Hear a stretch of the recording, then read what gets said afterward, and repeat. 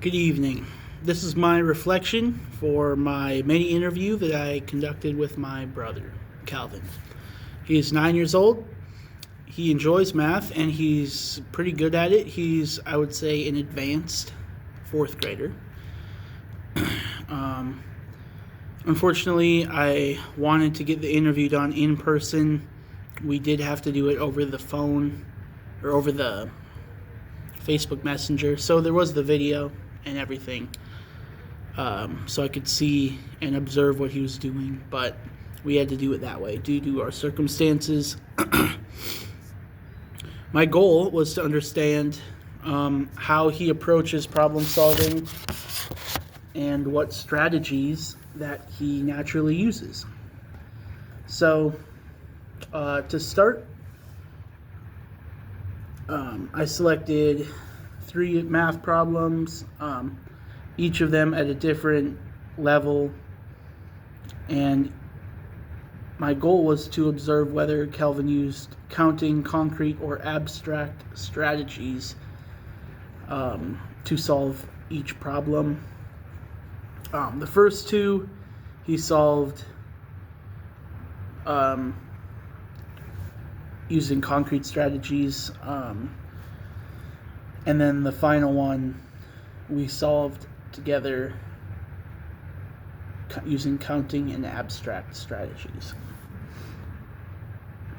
So I'm going to start by reading the questioning plan chart that I had prior to doing the mini interview.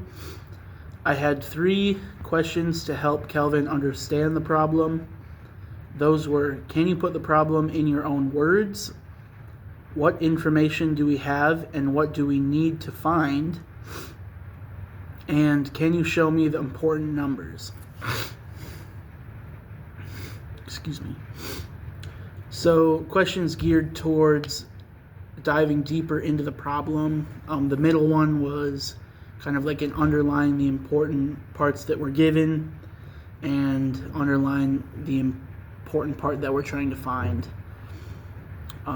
as well as trying to simplify a problem using language that the student knows. I only had to use my scaffolding questions on the last problem because it was a multi-step question and Kelvin does still have trouble solving those higher level multi-step problems. The question that I used specifically for the last one would drawing a picture help? Kelvin was able to draw the picture, and I've included an example of what he drew in my template. 2 other questions that I had thought up that would be good to scaffold a student to get them into the zone of proximal development would have been: what operation do you think we need? And can we break this problem down? So after that, I was interested also in probing deeper thinking. I got the hiccups and burps, excuse me. How did you decide on that strategy? So this question stumped Kelvin. He was like, I just did, in his own words. So students in general do have a tough time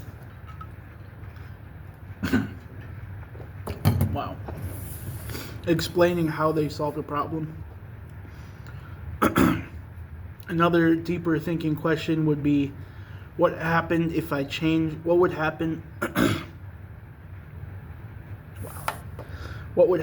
we changed the numbers, or even the order of the numbers? And Kelvin was able to answer that.